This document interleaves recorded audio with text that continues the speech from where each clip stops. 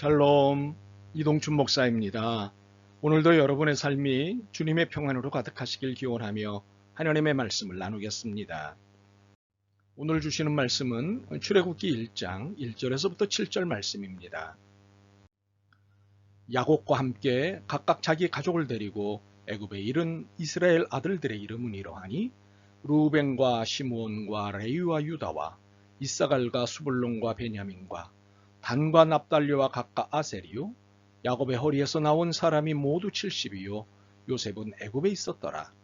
요셉과 그의 모든 형제와 그 시대의 사람은 다 죽었고 이스라엘 자손은 생육하고 불어나 번성하고 매우 강하여 온 땅에 가득하게 되었더라. 아멘.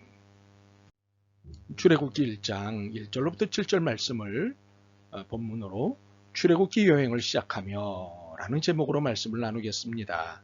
오늘부터 출애굽기 강의를 시작하도록 하지요. 그 첫 번째 시간입니다.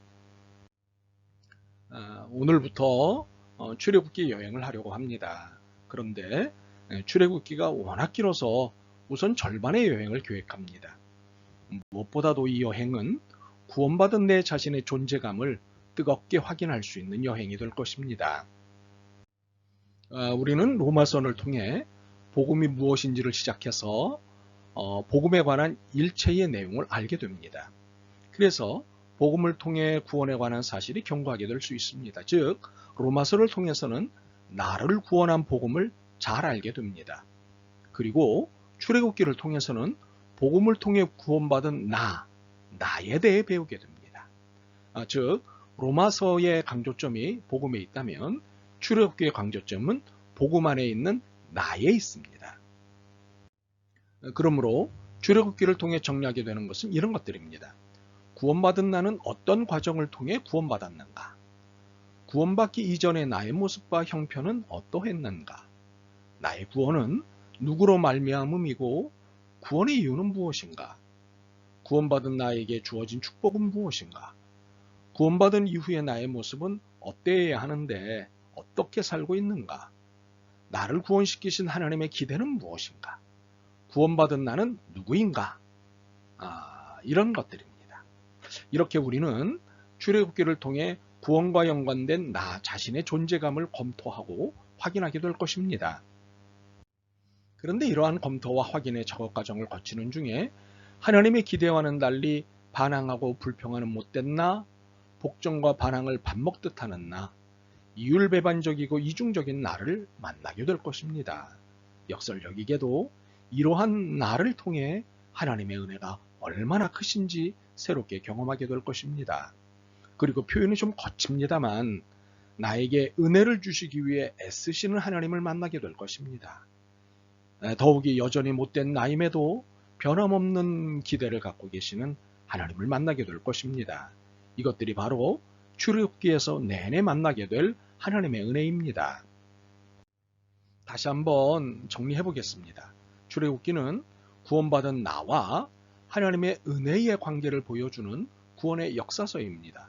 또는 구원의 대드라마, 구원의 대서사시라고도 부를 수 있습니다. 하나님의 구원의 과정은 너무도 드라마틱하기 때문입니다. 모세를 지도자로 부르시고 이것을 확인시키시는 역사, 완악한 바로의 마음을 흔들어 놓게 해버리시는 10가지 대재앙의 역사, 대장애물인 홍해를 갈라 수백만 명을 통과시키시고 그 뒤를 따르던 애굽의 정예부대를 함몰시키신 대역사 등은 너무도 드라마틱합니다. 그리고 출애굽기를 구원의 대서사시라고 일컬을 수 있는 것은 이유가 분명합니다. 애굽에서 약속의 땅 가나안은 40일이면 도착할 수 있는 거리였습니다. 그러나 40일이면 갈 수 있는 그 길을 40년이 걸려서 도착하였습니다. 이유는 어둡지만 이는 구원의 대서사시임을 말하기에 분명합니다. 이렇게 구원의 대드라마요, 구원의 대서사시인 출애굽기를 통해서 우리는 하나님의 구원의 대역사를 만나게 됩니다. 그런데 이 놀라운 구원의 대역사는 하나님의 언약에 기초한 것이었다는 사실입니다. 우리가 읽은 본문에 야곱이라는 이름이 나옵니다. 그리고 요셉이 포함된 그의 12 아들의 이름이 나옵니다. 출애굽기 초반에 나온 이 명단은 대단히 중요한 의미를 지니고 있습니다.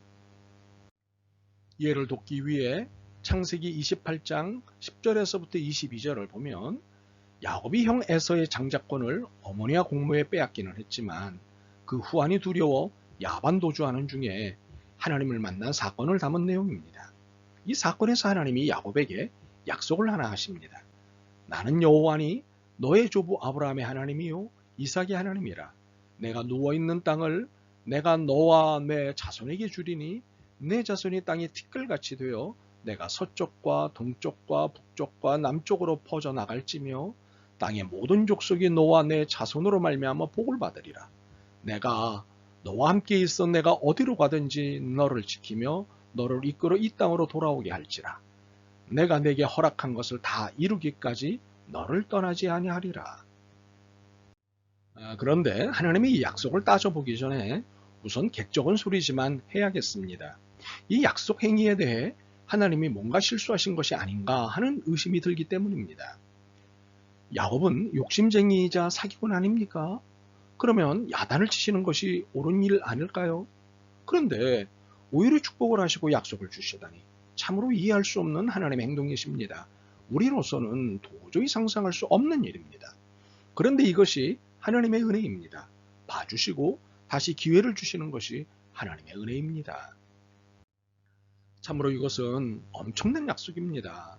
훗날 형 에서를 피하여 도피 생활하던 것을 청산하고 고향으로 돌아오는 길에 다시 하나님을 만납니다. 그런데 지난번 베델에서와는 달리 야곱을 혹독하게 테스트하십니다. 밤새도록 천사와 씨름하게 하신 후 베델에서의 약속을 구체화하십니다. 창세기 32장 28절을 보시면 내 이름을 다시는 야곱이라 부를 것이 아니요 이스라엘이라 부를 것이라. 그는 더 이상 야곱이 아니라 이스라엘로 살게 되는 것입니다. 이 일방적인 거룩한 약속인 언약에 기초하여 야곱의 12아들은 각각의 지파가 되었습니다. 결국 하나님은 베델 언약을 지키시기 위하여 출애굽을 진행시키신 것입니다. 이것이 바로 하나님의 언약에 기초한 구원의 대역사요 대드라마인 것입니다. 시편 105편은 이 사실을 명쾌하게 설명하십니다. 그중 5절에서부터 10절을 봅니다. 그의 종 아브라함의 후손 곧 택하신 야곱의 자손 너희는 그가 행하신 기적과 그의 이적과 그의 입의 판단을 기억할지어다. 그는 여호와 우리 하나님이시라. 그의 판단이 온 땅에 있도다. 그는 그의 언약 곧 천대에 걸쳐 명령하신 말씀을 영원히 기억하셨으니 이것은 아브라함과 맺은 언약이고 이삭에게 하신 맹세이며 야곱에게 세우신 율례 곧 이스라엘에게 하신 영원한 언약이라. 그렇습니다. 우리는 출애굽기를 통해 언약의 하나님을 만납니다. 우리를 사랑하셔서 일방적으로 약속하신 그 언약을 지키시기 위해 무던히도 참고 봐주시는 하나님을 만납니다. 그래서 그 언약을 성취하시기 위해 죄악 세상에 빠져있던 나를 구원하시기 위해 개입하시는 하나님을 만납니다. 그런데 개가 그 토한 것을 다시 먹듯이 나는 다시 죄 가운데 빠집니다. 그럼에도 다시 구원하시는 하나님을 만납니다. 참으로 말도 안 되는 일이지만 하나님께 반항하고 시비하는 나를 봐주시는 하나님을 만납니다. 참으로 출애굽기를 통해 이렇게 형편없는 나를 끊임없이 봐주시는 하나님의 사랑과 은혜를 깨닫게 될 것입니다. 그런데 이 사실을 깨달았다면 그 다음 단계가 필요합니다. 그것에 맞는 행위를 해야 한다는 사실이지요. 그것은 예배입니다. 출애굽기의 중요한 메시지 중에 하나가 하나님께 예배하기입니다. 이스라엘은 하나님을 예배하기 위하여 출애굽한 것입니다. 우리는 이 사실을 출애굽기를 여행하는 내내 볼 수 있습니다. 특히 하나님께서 모세를 바로에게 보내실 때 바로 앞에서 할 말을 주셨습니다. 출애굽기 3장 18절입니다. 너는 그들의 장로들과 함께 애국 왕에게 이르기를 히브리 사람의 하나님 여호와께서 우리에게 임하셨은즉 우리가 우리 하나님 여호와께 제사를 드리라 하오니 사흘길쯤 광야로 가도록 허락하소서 하라. 혹시 이것을 바로에게 빠져나올 핑계거리를 찾기 위해 주신 말씀이라고 보지는 마십시오. 하나님은 제대로 된 예배를 받기를 원하셨던 것입니다. 그러니까 요셉을 알지 못하는 왕이 세워지면서 이스라엘의 암흑기가 시작되었는데 이때부터 예배가 소실되기 시작한 것입니다. 무려 400년을 예배가 소실된 영적 암흑기로 보낸 것입니다. 이에 때가 되매 예배가 회복되기를 원하셨던 것이지요. 그것도 제때 제대로 갖추어진 예배가 회복되기를 원하셨던 것입니다. 그러므로 출애굽의 역사에서 이스라엘 백성의 탄식에 응답하신 하나님, 그리고 언약을 이행하신 하나님만 읽어서는 안 됩니다. 제대로 된 예배를 받기 원하시는 하나님을 읽으셔야 합니다. 보십시오. 출애굽기 25장에서부터 40장까지 큰 2분의 1 분량인 무려 16장에 걸쳐 16장에 걸쳐 예배와 관련된 일체의 내용을 지시하시지 않습니까? 출애굽기의 절정은 출애굽기의 마지막 부분 40장입니다. 여기에 보면 성막 완성 후 봉헌식을 하는데 이때 하나님의 영광이 회막유를 덮으시는 것을 보게 됩니다. 그리고 그 성막을 중심으로 이스라엘이 행진하기도 하고 멈추기도 하는 생활상을 보게 됩니다. 출애굽기 끝자락에 이 사실을 설명한 이유가 무엇이겠습니까?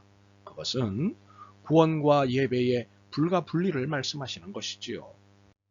이러한 사실들로 구원받은 나는 하나님께 예배하며 살아야 합니다. 구원의 감격은 예배 안에서 표현되기 때문입니다. 또한 예배를 통해 구원의 감격이 회복되기 때문입니다. 이것이 출애굽기 여행을 하게 하시는 이유입니다. 출애굽기 여행을 하는 중에 구원의 감사와 감격이 회복되고 예배의 감격이 회복될 것입니다. 그래서 내 영혼이 춤추고 노래하게 될 것입니다. 내 인생이 그럼부터 바뀌게 될 것입니다. 자, 기대하고 기도하십시다. 아멘. 주님, 오늘부터 출애굽기를 묵상하고자 합니다. 출애굽기를 통해 들려주시는 구원의 노래와 부어주시는 구원의 행복을 누리게 하옵소서. 오직 예수 그리스도만 사랑하게 하옵소서. 예수 그리스도의 이름으로 기도드립니다. 아멘. 오늘도 여러분의 믿음과 삶을 응원합니다. 사랑합니다.